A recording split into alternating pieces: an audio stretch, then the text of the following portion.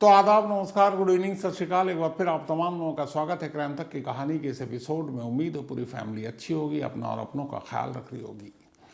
आज के इस दौर में जब टेक्नोलॉजी इतना हावी है और हम बात करते हैं कि कई ऐसे देश हैं, अमेरिका समेत, जो 20 साल, 30 साल, 40, 50 साल पुराने गड़े मुर्दे को भी उखाड़ कर सुलझा रहा है। क्यों? डीएनए का हथियार है, फिंगरप्रिंट्स है, बाकी चीज़ें हैं। मतलब आज कहीं खून और बाकी चीज़ें तो छोड़ दे, पसीने की एक बूंद भी अगर किसी क्राइम सीन पे मिल जाए तो केस सुलझ जाता है। इस दौर में, और ज़्यादा पीछे नहीं ले जाऊंगा, थोड़ा पीछे ले जाऊंगा,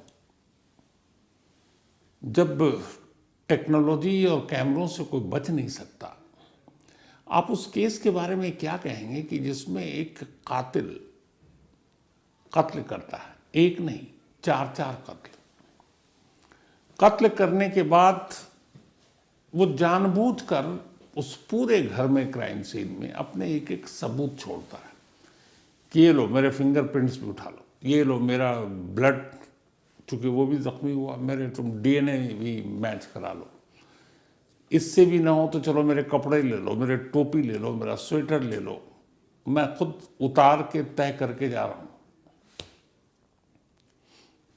पैरों के निशान लो, उंगलियों के निशान लो, जहां से जो मन करे, जितने सबूत चाहिए सब लो, मैं छोड़ के जा रहा हूं।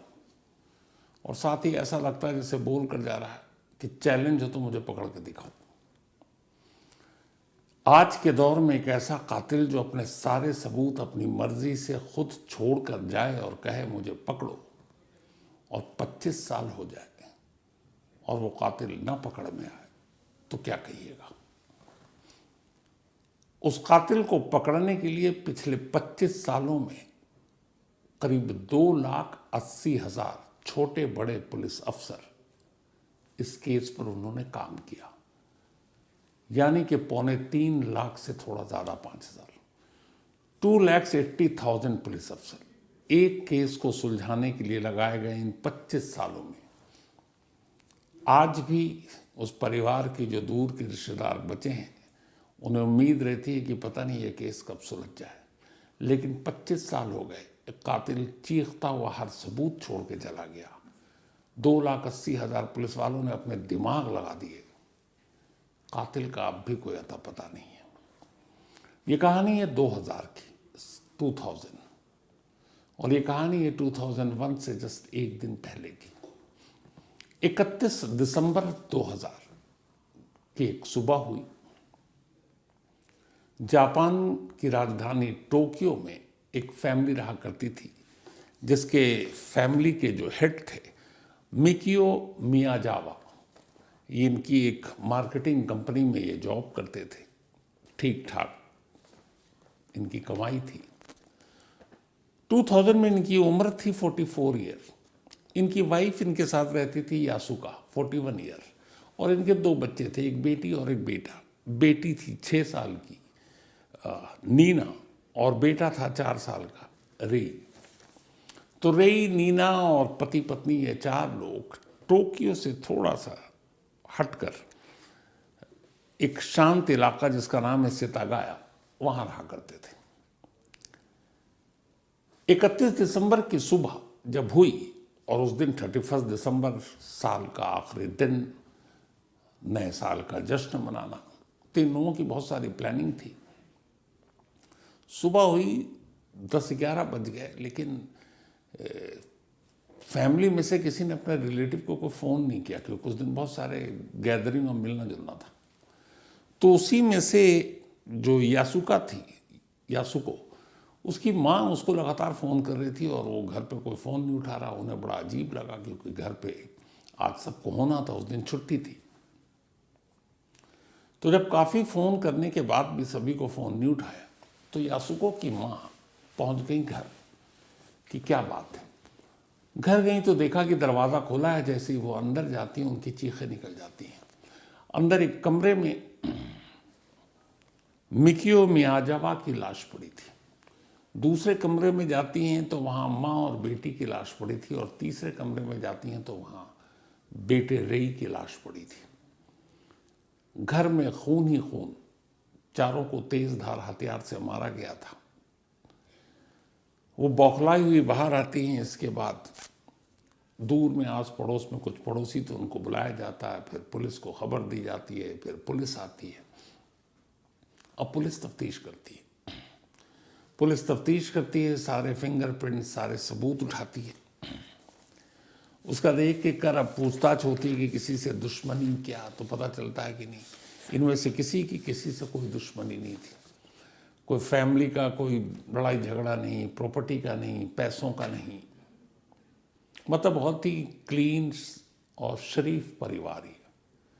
तो कोई दुश्मनी नहीं, कभी किसी ने धमकाया नहीं। वैसे भी जापान में बड़े लोग शराफत से रहते हैं। तो पुलिस को था कि क्या क्यों हुआ। तो सबसे पहले पुलिस ने पूरे घर के एक एक सबूत को उठाने की कोशिश की फॉरेंसिक टीम के साथ। जब उन्होंने सबूतों को उठाया तो वहां से कुछ अजीब अजीब सी चीजें मिली, जो बाद में फैमिली वालों से पूछा गया तो पता चला कि ये इस परिवार का नहीं है। आखिरी में देखा गया जब कंप्यूटर था उस घर में, उस कंप्यूटर पे उंगलियों के जो निशान मिले, पता चला कि वो उस परिवार के 4 लोगों के नहीं हैं। और आखिरी वक्त में कंप्यूटर खुला हुआ था और उस पर कोई एक टिकट बुक करने की कोशिश की गई थी, टिकट बुक हुई नहीं थी। फ्रिज खोला गया, फ्रिज में से बहुत सारे निशान मिले, घर वालों के मिले, एक निशान अननोन मिला।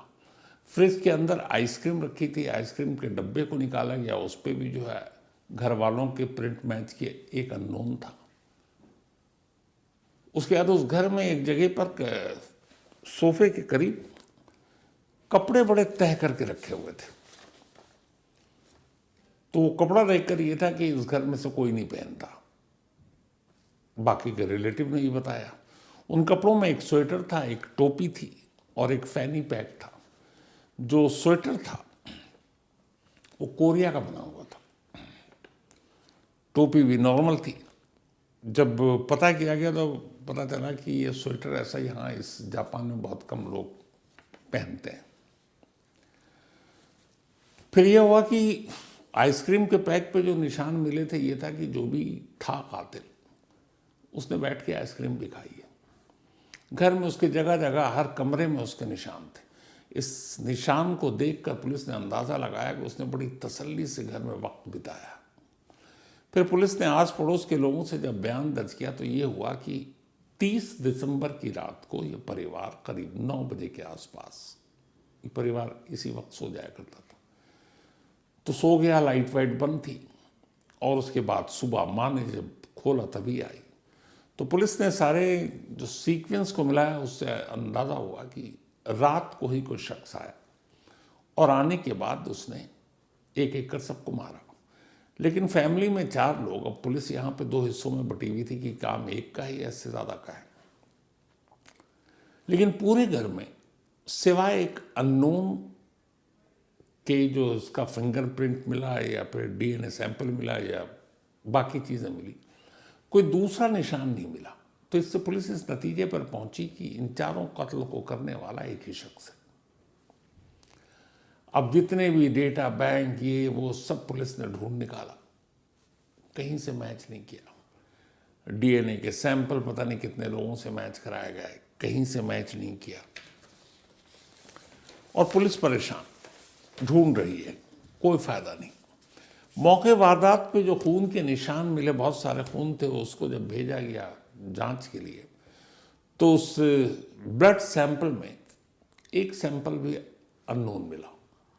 और पुलिस ने अंदाज़ा लगाया कि ये भी कातिल का था। और उससे ये भी अंदाज़ा लगाया कि इस कत्ल को करते वक्त पुलिस के हाथ या उंगलियों पे भी चोट आया, जख्म आई, जिससे वो भी घायल हुआ और इसलिए खून गिरा।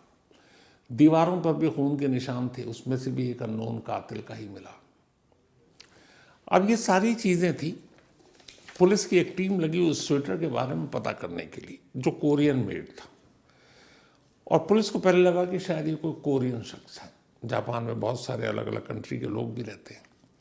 तो स्वेटर बेचने वाले की शॉप तक जब पहुंची, उसके इस शॉप को ढूंढते ढूंढते तो पता चला कि हाँ, ये स्वेटर एक शॉप से बिका था, लेकिन कुछ ही दर्जन बिके थे, करीब 2 या 2.5 दर्जन।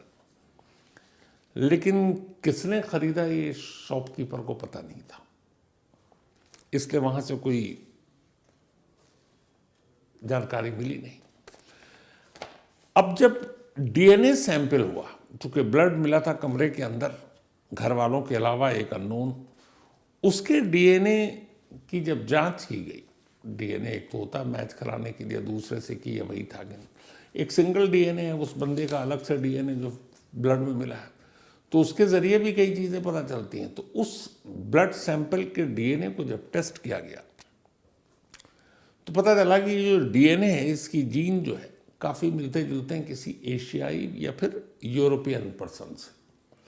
मतलब जो भी कातिल है वो या तो एशियाई मूल का है या फिर यूरोपियन है, जीन्स उसके मिलते हैं।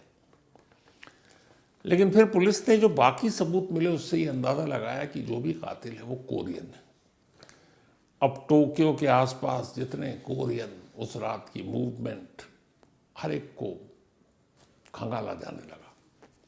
जो भी थोड़ा सा बैड कैरेक्टर, कुछ ऐसे क्रिमिनल या कुछ चोरी बाकी चीज़ों में कोरियन पकड़े गए, उन सब की पूरी कुंडली निकाली गई। पता किया गया कि उस रात कौन कौन कहाँ पे उनकी मौजूदगी थी। तो जितने भी शक के दायरे में थे, जब उनकी मौजूदगी चेक किया गया तो पता चला कि नहीं, उनमें से कोई भी उस रात इस लोकेशन पे नहीं था जहाँ यह परिवार रहा करता था। तो पुलिस के हाथ खाली। अब लगा कि जिस तरीके से मारा गया तो ये मामला कहीं ऐसा तो नहीं है पैसे, लूटपाट, रॉबरी।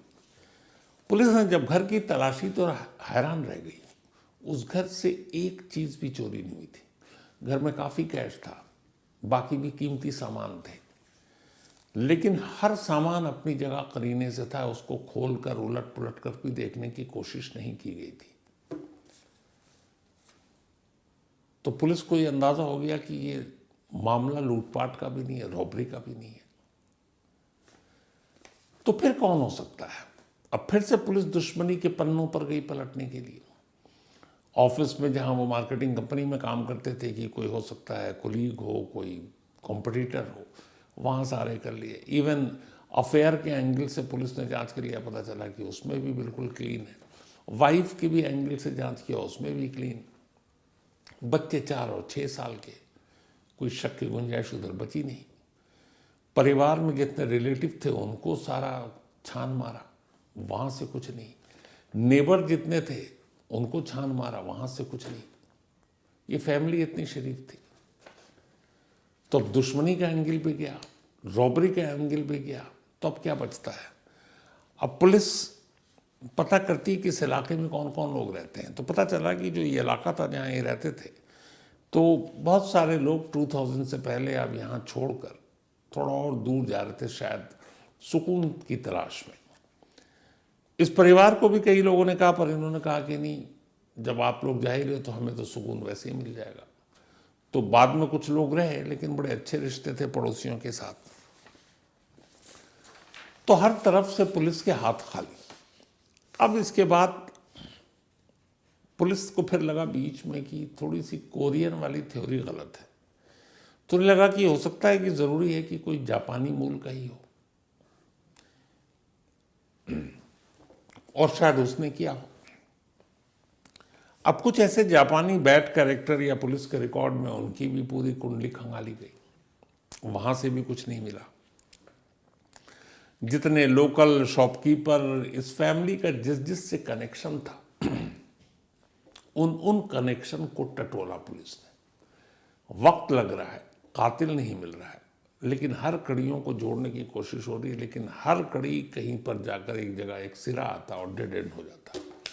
कोई नहीं मिल रहा था। फिर पुलिस को लगा कि शायद ये किसी साइको किलर का काम है। अब साइको किलर की थ्योरी इसलिए आई कि एक कातिल एक घर में जाता है, 4 कत्ल करता है, घर में कोई लूटपाट नहीं करता है, कोई दुश्मनी का एंगल कहीं से दिखता नहीं है, मारता सबको बेदर्दी से है। उसके बाद वो फ्रिज खोलता है, आइसक्रीम खाता है, कंप्यूटर को ऑन करता है, उस पर कोई टिकट बुक करने की कोशिश करता है। अपने साथ वो कोई बैग या पॉलीथीन लेकर आया, क्योंकि जो कपड़े उसने पहने हुए थे वो सारे कपड़े वो तय करके उतार के वो एक जगह पे करीने से रख देता है। और वो कपड़े इसलिए उतारे हुए थे क्योंकि जब जांच हुई पता चला कि ये कपड़े पहले पहने हुए, साफ धुले हुए कपड़े नहीं थे। तो वो भी रखता है। हर जगह लापरवाही से अपनी उंगलियों के, ब्लड के, जूतों के सब निशान छोड़ता है। और तो और सबसे बड़ा सबूत अपने कपड़े ही छोड़ कर जा रहा है, टोपी, स्वेटर, जिसमें सारे आपके डीएनए और वो मैच कर सकते हैं। तो खुल्लम खुल्ला वो सब छोड़कर जा रहा है। ये काम कोई साइको किलर ही कर सकता है, कि जिसके अंदर एक हो कि पुलिस को कुछ दिखाना है कि पकड़ सकते हो तो पकड़ो। अब साइको किलर कौन?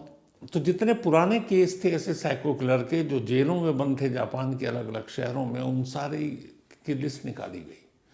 कई ऐसे साइको किलर से जाकर पुलिस ने इंटरव्यू किया, पूछा कि आप क्या और ऐसे कोई जानकार जिसके अंदर इस तरह की चीज़ें हो, जो बेखौफ हो, जो पुलिस को चैलेंज करना पसंद करता हो।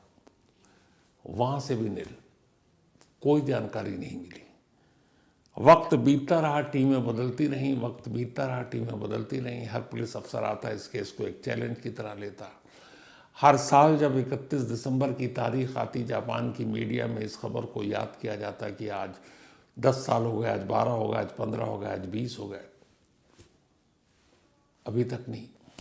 अभी जब 24 गुजरा और 31 दिसंबर की तारीख आई, फिर जापान की मीडिया ने इस खबर को याद किया और तब एक डेटा आया कि 2031 दिसंबर से लेकर 31 दिसंबर 2024 तक इस केस पर 2,80,000 पुलिस वालों ने काम किया।